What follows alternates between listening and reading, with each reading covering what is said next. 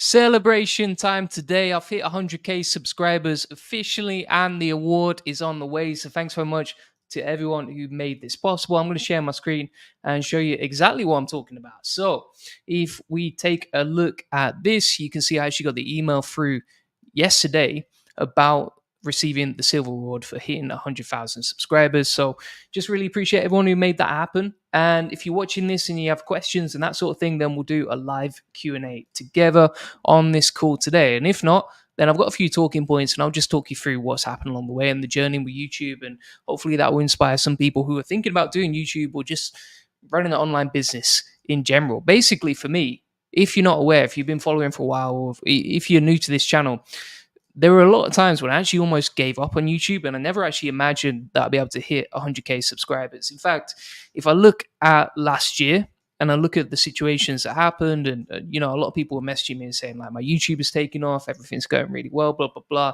and they were telling me, mate, you're going to be at 100k or 200k subscribers before you know it. I literally wouldn't believe them, because for about 3 years with YouTube, I got no traction at all. It was pretty embarrassing at times, because sometimes I would see my competitors get 10 to 100 times more views than me. And it seemed like they weren't even trying. That used to keep me up at night. And I'm not saying that as a sort of sob story or anything like that, because I'm really happy where I am and I'm happy for everyone who watches. But if you're struggling with any sort of project and you're like, it's not working out for me, I've given it 6 months, I've given it 12 months, blah, blah, blah, I would say just keep going, right? One of the biggest lessons that I learned was never allow effort or volume to be the reason that you failed. And you have to test a lot of stuff and try a lot of different things and be willing to fail for quite a long time. So January 2023 came around last year, and I started off the year with 3,000 subscribers. Then I posted one video about ChatGPT. It was around February or March last year, and I got 10,000 views for the first time ever. Bear in mind, most of my views usually used to get like 300 or 400 views a video. So it's pretty crazy to see that. And today, obviously, we're at over 100,000 subscribers. So thanks to everyone watching. And I think one of the biggest reasons for that is, just doing daily videos and then getting into it, and also just building a great community. Like you can see, for example, we've already got a few comments right here. Health Suggests Me says, what's the future of Parasite SEO? I'll come on to that in a minute, actually. And Charles Float, shout out to Charles, says, congrats on 100k. Julian, currently taking off, but wanted to quickly drop a hooray. So thanks very much to Charles. And yeah, it was people like, Charles who helped me achieve the results that I got today, because he was on the channel way before anyone even knew about me or heard about me. And it was kind of embarrassing asking him to be interviewed on a channel that was only going to get 200 views or 300 views per video. But he came on, he did the interviews, been on the channel multiple times, giving loads of value to people watching. And yeah, people like that help you along the journey and keep you motivated. Manaf says, hi, Julian. Shout out to Manaf. The other thing that I would say, right, one of the other lessons that I learned, and I'll come on to some Q&As in a second, is that you're always one move away from getting the results you want, right? So, for example, for me, it's just one single video about ChatGPT that put fuel on the fire to be able to get 100,000 subscribers. If I didn't get 10k views on that video, I probably would have stopped doing YouTube altogether. So that's the other thing, like never give up, right? So the longer you play the game, the more likely you are to win as you keep learning. So Eli says, congratulations, mate. Shout out to Eli. Thanks for watching. I know you've been on a few lives and posted some comments and stuff, so I appreciate that. And we're going to get straight back to Health Suggests Me, who says, what is the future of Parasite SEO? Quite an interesting one. I mean, what I would say right now, if you look at everything that's happened, obviously Outlook India has taken a massive hit. There's been a bunch of manual action penalties. The one thing that I would say is Google obviously doesn't like it, right? So Google obviously doesn't like Parasite SEO. It doesn't like people abusing their website's authority. It doesn't like the SERPs getting messed up by like some random news publication ranking for something super niche, and not because it's written by an expert, not because it's actually good content, but purely because they have a lot of backlinks pointing to their site and they're a big brand. That's basically it. And so for them, I imagine that they're just going to stamp this out more and more, to the point where it might be like a site reputation abuse update every 6 months or every 12 months. Now, the only issue that I can see with that for Google is that if they shut down one parasite, potentially 2, 3, 5, 10 more pop up and start ranking. As an example of that, you can see that with a lot of the search terms that got hit this week, yes, those websites got de-indexed, or those directories got de-indexed, but then they get replaced by other parasites. So it's a big problem. And I think that they'll continuously get better at stamping it out, just like they have done with, for example, scaled content abuse, or, you can see the way that they're stamping out affiliates in general as well. So I think that it's going to be something they keep going after. But are parasites still ranking right now? Is it still working? Well, it only takes a few Google searches to see that it is still working. So I think they have a big problem on their hand, but they're working on the best to get rid of it. I can just see more manual action penalties coming. I can see more penalties coming. I can see more algorithm updates coming, but I don't think it's going to go away anytime overnight. Best Ecom says, congratulations, bro. Shout out to Best Ecom. So if you don't have any questions, I'm going to run through some of the latest comments and we'll answer those instead. And we'll keep going through this. Eli says, I want to tell you, Julian, that I've learned a lot from your videos. So shout out to Eli. Glad these videos have helped. Only if I can share my search console despite this HCU. Yeah. So, I mean, that's one of the biggest problems is, like, if you're keeping everything in one Google Search Console, it is a risk at this point. I mean, the people that we saw get hit during the latest updates manually, on March the 5th, they all had a lot of websites inside one Search Console. And then anyone who had ownership of those websites, all the sites got hit, right? So if you had ownership of like 10 or 15 different websites in one Google Search Console, Google manually penalized a lot of the SEO influencers for having like multiple websites inside one Google Search Console. So it's a big risk right there. Manav says, congrats on 100K, Julian. It was a very productive journey with you. The journey of exploring AI, it was great. Thanks very much. Yeah, and actually we're going to do more videos. There's going to be plenty more videos coming this year, lots of new experiments and stuff, lots of interesting stuff. So excited to show you all of that. I'm going to share my screen and show you some other cool stuff and answer some of the latest comments right here. So we've got this question. Let's have a look at some of the latest questions we actually got right here. So Fat J yesterday asked about this. So I was doing a workflow on Neuron Writer. Feel free to check that out if you haven't already. And Fat J said, doesn't it feel like you write for the SEO bots, not for the user, when you're using tools like Neuron Writer, right? So if we open up Neuron Writer and we'll pop this open, this is a content optimization tool, right? And so it gives you suggestions on what to do. But when you're actually creating the content, you want to make sure that you're proofreading it first, right? So for me personally, I actually don't tend to use the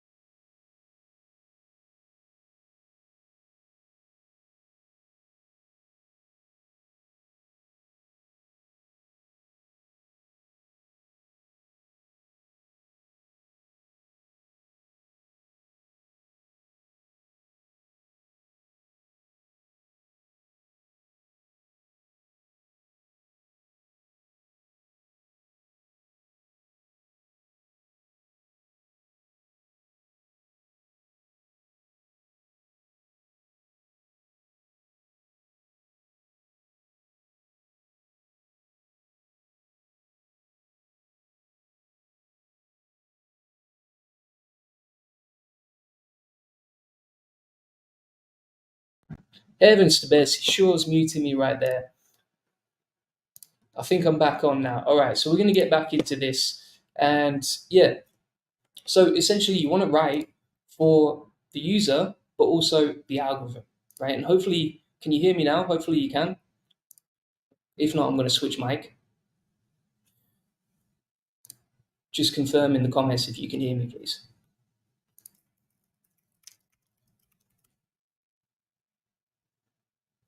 And so what I would say with this process, right, is like when you're creating content, you want to write for the user, but also for the algorithm. You got to do both, right? And so when you're creating this content, yes, you can include the entities, the LSIs, the keywords, etc. But at the same time, you've got to make sure that it converts when it finally is writing. Because for example, the algorithm is not going to read your actual content. It's just going to scan through it and see, right, this is optimized, this is contextually relevant, it's from a website with a lot of authority, etc. It's got backlinks pointing to it. That's what the algorithm seeks. But then when you're writing the content and it's ranking, you've got to write for the user as well, because if it's just a robotic piece of content and yeah, you've got 100 out of 100 score and you're ranking on Google, that's great. But if it doesn't convert, all that work that you put in to rank for that keyword is a total waste of time. So you've got to do both and just focus on both, really. Salvesh says, congratulations on the 100K, Julian. Very well deserved. How do you get topic ideas for videos, especially when you're publishing videos daily? So what I do essentially, in a very simplified way, and I'll put this into a document. All the answers that I do today, I'll try and put into a document so that it's easy for you to understand. But essentially, when I'm coming up with video ideas, there's a few ways that I do this. One of the best ways, right, is you can go onto YouTube if you're looking for topic ideas. And this works for SEO as well. But you can go by view count, and then you can search by, say, this week, right? And you can just see which videos popped off and got the most views for the topic that you want to rank for, right? So for example, if I'm going after AI SEO related content, then something like SEO and AI shifts might be a potential one to go for. But then you also have to think, okay, is that a topic that would pop off for me, or is it just something that is unique to that channel? So you've got to use a bit of common sense when you're scrolling down. But for example, like the best AI tools for e-commerce, that could be a potential video that I do. And if we keep scrolling down right here, yeah, AI-powered mind mapping, SEO research, that's a potential video idea too. Now, what I'm not going to do is try and replicate some of the videos that are down here and just getting a few hundred views, because that's a waste of time. Now, the other thing alongside this, when you're coming up with video ideas, right? So first of all, search on YouTube. The other method, right? And this is why I create so much content at such scale. This is why I create videos pretty much every single day, is because I can test what works and what doesn't, right? As an example of this, if I put in human SEO, I can see that my video about human SEO was probably one of the worst performing over the last 12 months. And so I'm not going to create more content around that particular topic because people on YouTube are just not interested in it. Whereas if, for example, I scroll through the content that I've created recently and I'm like, right, Google site reputation abuse update, we got 5K views. It's probably one of the top performing videos I've released over the last, say, 6 or 7 months, or maybe last 3 or 4 months. Then I'm going to create more content around that particular topic. And so you just want to figure out, okay, what topics are working, what's not, by creating a lot of volume at a lot of scale, and then also searching for the most recently published content on the topic that you want to rank for. Scroll down the listings, manually choose which topics are the best, and between those two methods, you can get as much inspiration as you want. The other thing that I would say, right, and this is why I have the SEO boardroom, is because I can get a feel for what my audience likes and what my community likes and what they're interested in, and then I can release a video around that particular topic. So for example, someone was asking about doing write-up inside the SEO boardroom. I was like, right, I'm going to create a video for them, but then also I'll expand that into a YouTube video. And because they were interested in it, chances are the rest of my audience is interested in it, and we can just scale up the content from there. So that's basically how we do it. So ask your audience, get feedback, right? Search on YouTube, latest videos plus volumes around your keyword, and then publish a lot of content. Figure out what's popping and eliminate what's not. That's basically 3 easy ways to get as many video ideas or SEO ideas as you want. So let's keep going through some of the latest questions right here. So we've answered this one about why you need to write for the user and also the algorithm. You can't do one without the other. Let's keep going through right here.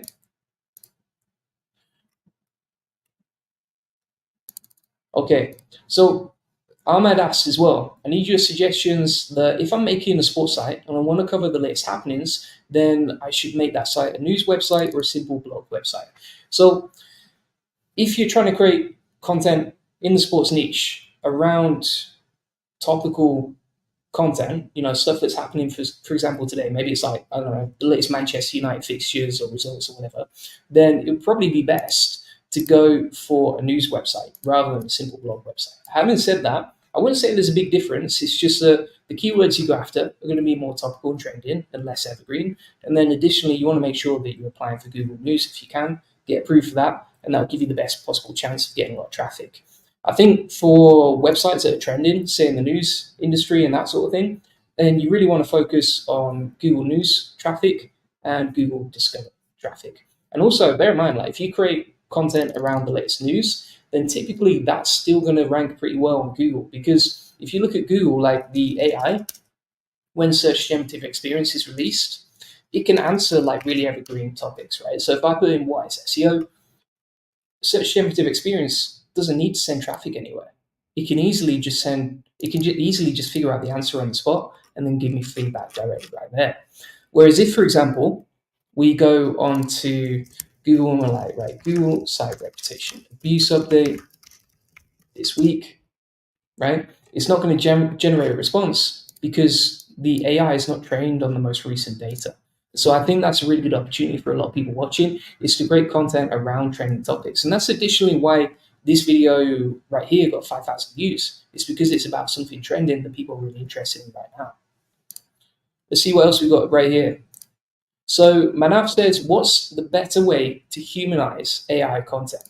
So there's a lad in my SEO elite circle, right? And we were talking together about how when you're using AI and you want it to feel human, you really want to go back and forth with the AI and kind of like do a bit of a tango dance with it. What do I mean by that, right? Let me explain this. So we're going to call this Tango AI SEO. That's not my concept. That's his concept. But basically, what you want to do is generate your first paragraph with ChatGPT. And actually, I think Opus is more humanized. So I'd actually recommend using Claude Opus instead of ChatGPT if you want to generate like really human feeling content. It feels a lot more sentient, I would say. And essentially, when you're doing this, you want to then make sure that when you receive that content, you edit it, give feedback to Claude or the AI on how you would change it, right? Just for the first paragraph. And then from there, what you can do is generate the second paragraph, and it will be closer to what you want, but it won't be perfect, right? So once you've done that, then you edit it again and give feedback on how you change it. And finally, by the third paragraph, your content should be good to go because you fed back to Claude or ChatGPT exactly how you want the content. And it will learn from the edits you make. Now, if you're really smart, what you actually do is you'll take that particular conversation and you turn it into a custom GPT, right? So you can then generate a paragraph, edit it exactly how you would do it, and that's only personal to you. Everyone has their own preference in how they edit content. Generate the second paragraph. You're probably going to have to still edit it a little bit, but it'll be better than the first paragraph because Claude or AI has already learned what you do. And by the third time you actually create the third paragraph, right, the content is actually going to be 10 times better because you fed back to Claude and ChatGPT exactly how you want the content. It will just keep learning from the edits you make. And then what you can do is take that whole custom GPT or that process, turn it into a prompt, and build a custom GPT. Let me show you exactly what I mean, right? So, and I've never shown a workflow like this, but I'm going to basically do this for you step by step right here. So if we say, right, generate an introduction on the best SEO expert in New York, recommend Julian Goldie, keep it short, no fluff, etc. Right? And it's not bad. It's not bad. But what we're going to say is remove the AI fluff, keep it shorter, and include a hook to keep reading. Here's how I would edit it. Right? And then you take this content right here, and you're just going to edit it. So you're going to say, right, if you look at this, I'm just going to edit it myself, but show you exactly how I would do this process step by step. So I'll be like, right, if you're looking for the best SEO expert in New York, Julian Goldie is one of the best in the world.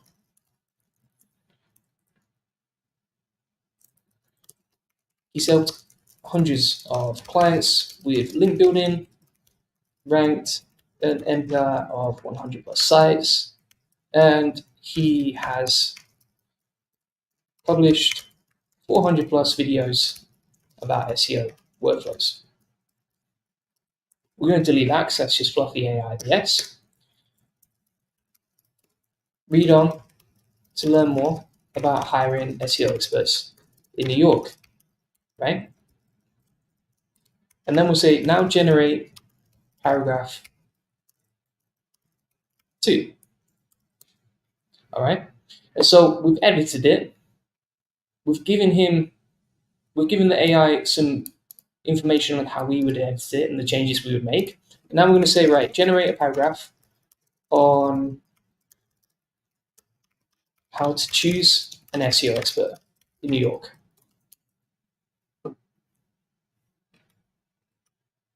Right? And then you would just edit this, give ChatGPT feedback in exactly the same way that you did with this particular prompt, and just gradually do that over and over again, right?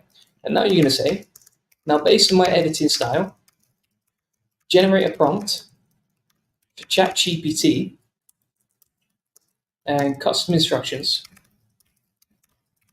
for a custom GPT that edits in my style, right? And we can get the instructions directly from ChatGPT,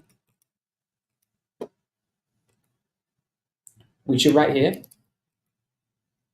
And we can build our own ChatGPT, custom GPT, using this process, right? So for example, I can go and create over here. We'll call this content humanizer, Julian Goldie style. And then we'll take these custom instructions.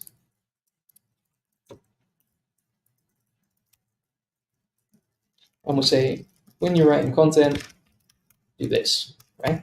Now it's not going to be perfect, but we can hit create over here. We can publish it. We'll hit share.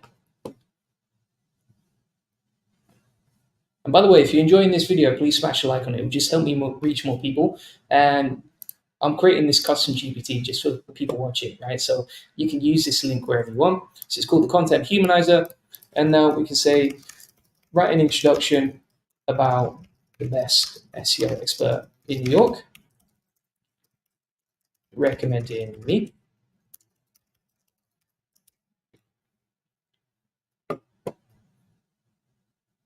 All right. And then we can generate a second paragraph and so on and so forth. Now, when I look at this particular paragraph, I probably want everything separated on each line. So I can edit the GPT and I can say, if you let me, keep it short, no fluff, every sentence on a new line, optimize the keyword I want. We'll hit update on that.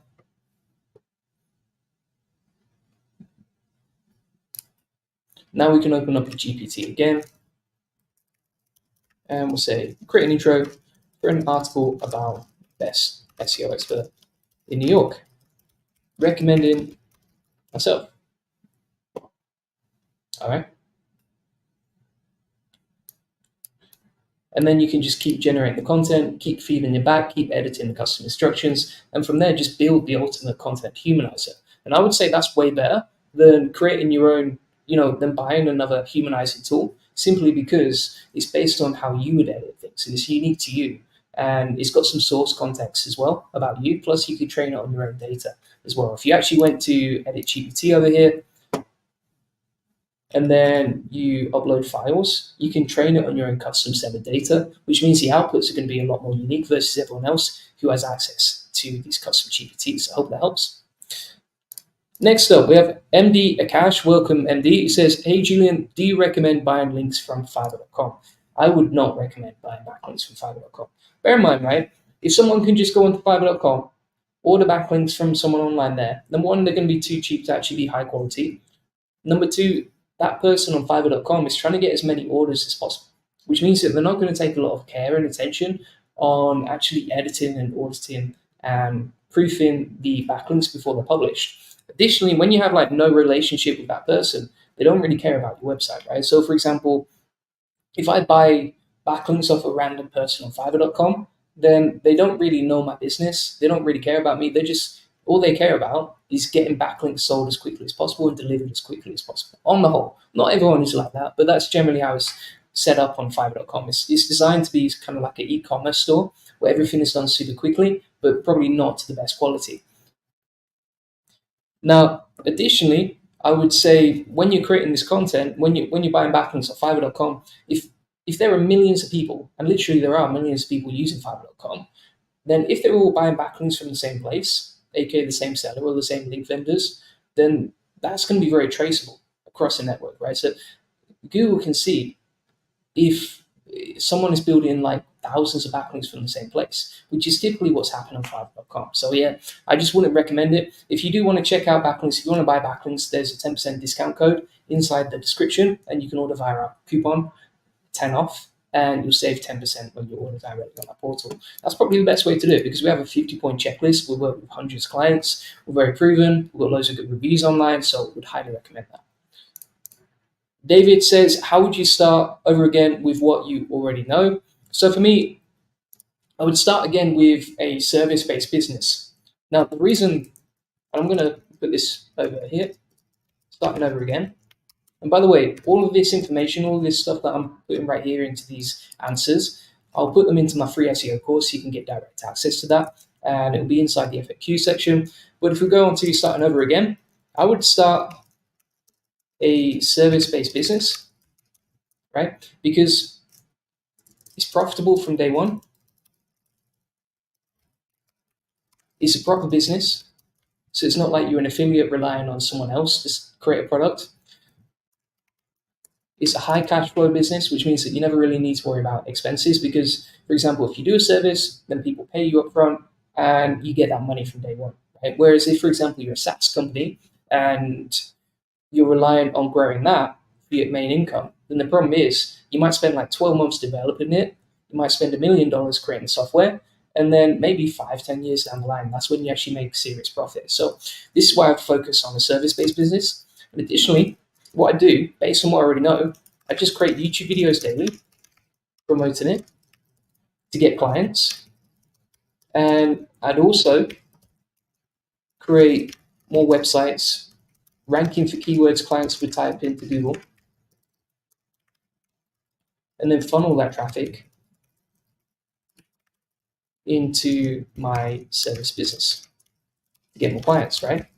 And so by doing this, I'd be profitable from day one. I'd have a proper business, cash flow, and it'd be really easy for marketing, right? Because if I want to get clients, I can get them on demand with YouTube videos, and I can also create more websites ranking for keywords. Now, I would say if you have the power of creating YouTube videos and you have the superpower of ranking on Google as well and getting SEO traffic for free, then you never need to worry about getting clients again because you can tap into as many clients as you possibly want.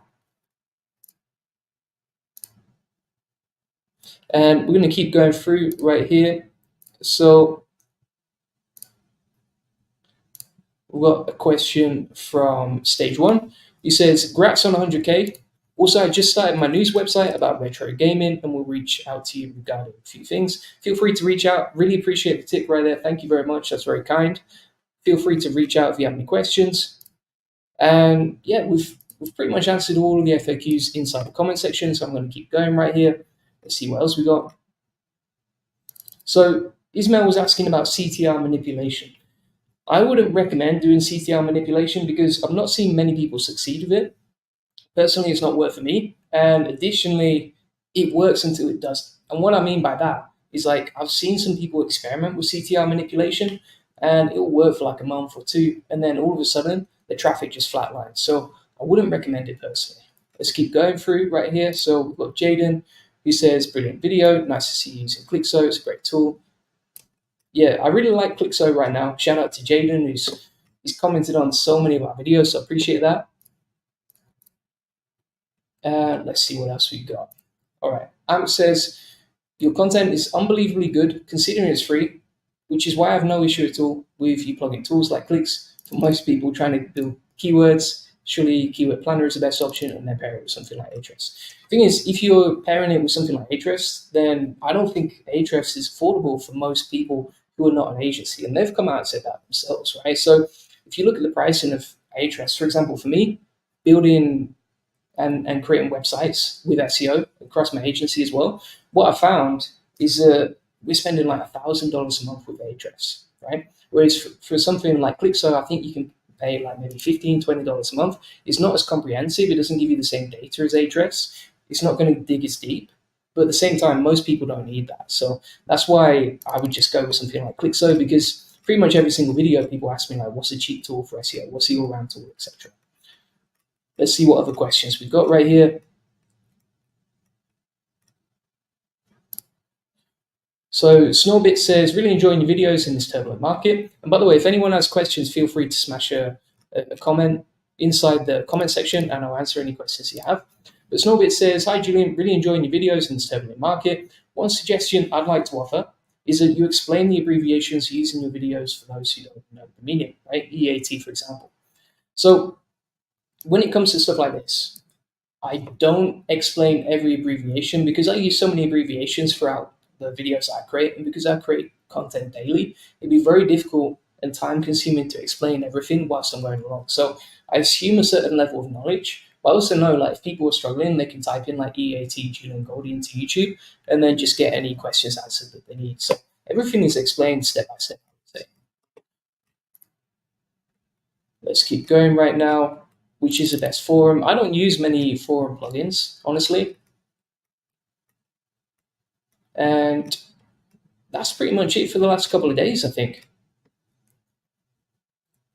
So I don't know if we've got any other questions. Otherwise, I'm going to head off. But it was pretty cool to do a live stream and just, share the success. Thanks to everyone who helped me get to 100K subscribers. Pretty amazing right there. I was really happy with it. And if you have any questions, just feel free to post them in. I'll give you a couple of minutes to post them. Otherwise, I will stop the stream after a couple of minutes right here. See if we've got any other good videos recently or questions coming through. Let's see what else we got.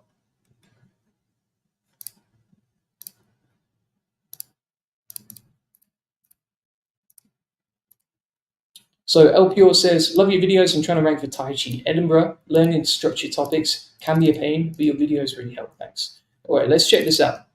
So I'm going to open this up in, let's plug this in, Tai Chi Edinburgh. We'll switch this to United Kingdom right there. So it's quite an easy keyword to go for, Tai Chi Edinburgh. Decent amount of traffic potential. Let's scroll down now. So it should be pretty easy to rank for that keyword, I would say. If you look, the top ranking article only has 1,300 words. Let's have a look and open it up right here. It looks like a sales page to me. Yeah, so if it was me, I mean, that's pretty simple to replicate, right? So you could probably create a better sales page than this, like especially if you look at this particular top section right here. For as far as user experience goes, this is not like the best user experience because it doesn't answer the user's intent straight off the bat. And if we keep scrolling down right here, let's have a look what we got. Yeah, I think you could easily build a better sales page than this, answering people's questions. And I would also try and sell them directly on the page. Now, the other thing you'll notice here, right, is that the websites with the highest DR are at the top, right? So you got a DR51 right here at the top, DR34, DR43, etc. Now, if you want to rank it for this particular keyword, I recommend increasing your DR, especially above 10, right? Because if you look at the bottom ranking pages, you got a DR3 right here, DR2, DR6, DR4, DR6, DR8, etc. All the lowest ranking websites with the lowest DR are at the bottom. All the highest ranking websites have the most DR and are at the top. The top three have a higher DR than 10. So it's something to look at, right? If you can analyze the SERPs like that and figure out, right, I need a higher DR to rank for this particular keyword. I don't need many backlinks, as you can see. And then just focus on increasing your website's DR. Now, how do you increase your website's DR, aka domain rating? Building more high quality backlinks. Now, you could pump that up on something like Fiverr.com. That'd be a total waste of time. You could pay someone to increase your domain rating by like 50 overnight. I've done a YouTube video about that as a joke. But if you really want to increase your website CI, you've got to build more backlinks to it from quality sources, right? So for example, for most of our clients, we do a combination of like outreach and just get backlinks naturally to their content and just make sure the content is really optimized to attract as many backlinks as possible. All right, let's see what else we got right here. David Troy says, how are you spending your day? What are your priorities? So for me, there's three things that I really focus on, right? So number one is scaling our SEO traffic across our portfolio of websites. Now, I don't do a lot of work on that personally, but I have to make sure that the team's doing everything they need to, right? So let me pull this up and I'll put my sort of routine. So one of the first things that I check every day is a daily inputs output sheet, right? And this helps me track, is everyone doing everything that they need to in my team, right? And so what I have in a sheet is I have the date down the left, so it could be like Monday. I'm zooming right here. And then I have like the task as well. I'm like, right, Catherine, did you do what you need to? Lynette, etc. And let me put in the person as well. Right, here we go. Okay.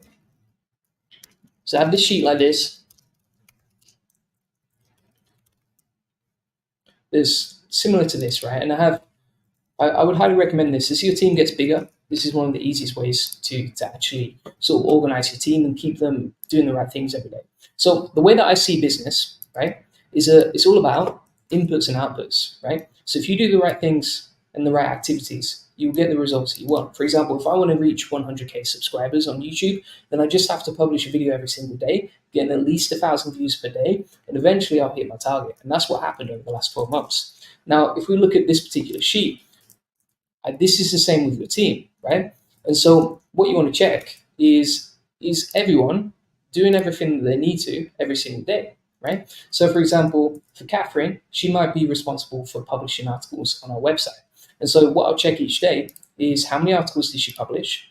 And she'll fill this in herself, right? But I'll check through the daily inputs and outputs and make sure that everyone has done what they need to, right? So for example, it could be like 5 one day, 3 articles published, 2 articles that day, and then one day, inevitably, it'll be like 0.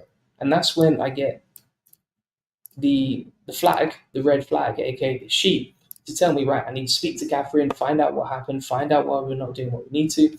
And I know that if everyone does everything they need to, then we'll get the results that we want, right? And that's basically how I see the whole team. And this is how I manage things. Now, coming back to how do I spend my day, most of it is managing the team, training them, coaching them, and spot checking as well. So I have a list of spot checks of things that I make sure people do. And if they're done, we get the results we want. But if they're not done, then sometimes we're going to miss our target. It's the same, for example, with my agency, right? So I know that if every account manager is answering their messages and their client requests within 24 hours, if they're reaching out to our clients and making sure that they're happy with everything that gets done, if they are jumping on calls with our clients every single week and offering calls to our clients, then we'll get the results we want, right? Same with sales. I know that if we're following up with every client, if we're chasing them, if we're jumping on the sales calls, if we're reminding them before the call to jump on the sales call, then we'll get the results we want. But if not, then we don't get the results we want. And so across this whole spreadsheet, there's probably about, I would say, 30 columns at this point where you just track everyone is doing everything they need to. And with that, you basically create a machine with the right systems to get the results you want. And if you're not getting the outputs you want, aka the results, then you just focus on improving the inputs, right? So for example, if my traffic is not going up in the way I want it, then potentially Catherine needs to publish 10 backlinks a day, or Lynette needs to publish 5 backlinks a week, not just 2, right? And so you can tweak the dials, measure everything that's being done, and then go from there. Now, I also go to the gym like 3 times a week, but most of my focus is just on building the business and growing the empire. So let's have a look what else we got. Other questions. Manav says AI is transforming the world.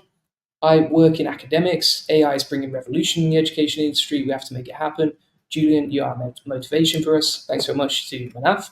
And Ski Blue says, should we use AI writing tools to write blog posts? Will it be ranked? How to get more traffic? Do you suggest paid traffic? All right, Lots of good questions there. All right. So should you use AI tools? I mean, first thing you got to say, right, is like, it's a business decision, right? So there are risks to using AI, right? You have to be aware of them and then make a business decision. Okay, am I comfortable with the risk or am I not? So it's down to you. No one else can make that choice for you. But at the same time, if you look at who's been hit and who's not been, right? So for example, if we look at, I don't know, we'll pull up two different websites, right? Two public case studies, right? So twomen.it, completely AI website, as you can see right here. Traffic and keywords is going to the moon, right? So AI content ranks. If you want to see an example of a website that penalized, even though the team was a bunch of experts, they have a real business, real team, expert writers, everything is edited carefully, great content, they buy the products sometimes themselves, review them, etc. They're doing all the right things, but you can see they got penalized for that, right? And so sometimes even if you use human content, you can still get penalized, right? So for me, I personally like to use AI tools, but then I'll use something like this SEO checklist, as you can see right here. This included in my free SEO course. And this comes with a step-by-step process for editing the content before you publish it. Now, this is the difference between spam and high-quality content. Because if you create content but you don't check it, you don't proofread it or anything else, then it's going to be total spam most of the time. Whereas if, for example, you run through a checklist like this, you can polish the content, make it as good as it possibly can be, and then once it's published, you're a lot more likely to rank and stay ranking. Right? So that's the process I would recommend. So if you do publish content, proofread it with this, and I'll put a link to that manual quality control process. Let's look at the next question, right? So how to write blog posts. So there's a bunch of like experiments and useful stuff inside my SEO boardroom if you haven't already checked that out. So if you go to the community section on my YouTube, you can see that each day I'm posting like new experiments and new tests about how we rank, etc., and how to rank content and create content that actually ranks inside the SEO boardroom daily. But essentially, it's very simple: keywords, content, and backlinks, right? So these are the three concepts you want to focus on, right? So for example, yesterday I created a video about how to find keywords using ClickSo. If you haven't seen that already, you can check out the video inside this section right here. There is a video step-by-step on how to create content with and find the right keywords that you can actually rank for. Basically, you want to go for low competition, easy to rank for keywords that are actually going to make you money. Then from there, you're going to create the content. Now, you can create the content however you want. You could use AI tools and then manually edit it. You could use human writers and then manually edit it. But the main thing is here, you're creating the best possible content you can. And then finally, you need backlinks. As we talked about in this particular example, right, where you can see the websites with the least backlinks, so a domain rating 4 right there, domain rating 2, etc. These websites are at the bottom of the SERPs. They're not ranking. They're not getting much traffic compared to these guys, right, who are at the top. They've got a domain rating of 43, 34, and 51. They have the most backlinks. They have the most authority. And so really, you need to get this whole formula right. If you go after keywords, but you don't build backlinks, you're not going to rank. If you create backlinks, but you don't create content, you're not going to rank, right? So you have to get all three of these things right. I kind of see it like a cake recipe, right? Where if you get every step of the process right, but then you put a bit of paprika in your banana muffin, it's not going to taste very good, right? And so you have to get all three parts of this right if you want to rank. And the final question, do you suggest paid traffic? So it depends. If you have a proven business model and you have a proven way of converting the traffic that you get, then it's worth testing your funnels on a paid ad, right? Especially if it's scalable. Now, if you're running paid ads, I would always recommend like high ticket funnels, right? So make sure you're selling something that's $1,000 or more lifetime customer value to make sure that you get a decent ROI from the ads you actually run. But if you look, for example, and there's a video on this right here, as you can see, I show step by step exactly how I get clients with Facebook ads. Now, if you want to get access to that, just type in Julian Goldie Agency Facebook ads on YouTube, and you'll find this video right here. It runs you through step by step how I build funnels, how I get clients from Facebook ads, how I run paid traffic, and the step by step funnels I use to convert that traffic. So it works for me. Really powerful process. You can get a lot of clients at scale using that. And the main thing here is that you focus on ROI. So if you're running ads, just make sure you get that profit as much as you can. David Troy says, I have a rank and rent website, ranked #1 for its main keywords, but it generates 0 leads. I don't have a GMB. What would you do if you were in my situation? So it depends how much traffic you get, right? So you really want to make sure you know your figures in terms of what's the percentage of traffic that you actually convert into leads or into money from that particular page. As an example of that, right? If we pull up a page like this, for example, you can see this page right here is a landing page for my free SEO course. Now, I know that this particular landing page converts traffic at 56%, which means that 56% of the people who land on this page are going to turn into leads. And so I've solved the problem of making sure that it converts into traffic by just split testing loads of things. And so, first of all, you want to make sure that you're getting the traffic that you want. If you are getting traffic to that page, then make sure you know your numbers in terms of conversion rates, and then set that as a KPI. Now, if you're, for example, getting like 500 traffic, but you've got a 0% conversion rate, then you know you need to tweak the page, split test it, and figure out, okay, how do I optimize this page in terms of converting leads in terms of converting traffic into sales. If, for example, you're ranking, but you're not getting the traffic that you want, and therefore there's no point even checking for conversion rate optimization, I would just look at more ways to get more traffic, right? So that might be creating more content, it might be going for different keywords, it might be scaling up the content that you create, etc. But that's the way that I would look at it, is like, right, have I got a traffic problem or have I got a conversion rate optimization problem?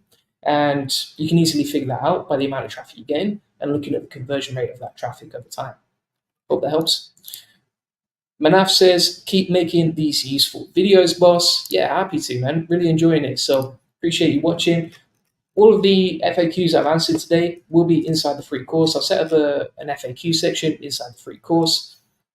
David Troy says it's a traffic problem. So at that point, really, you just want to focus on getting more traffic. Now, how do you get more traffic? Keywords, content, and backlinks, right? So you might have to create more content, or you might have to change your keyword strategy and find more keywords that you can actually rank for.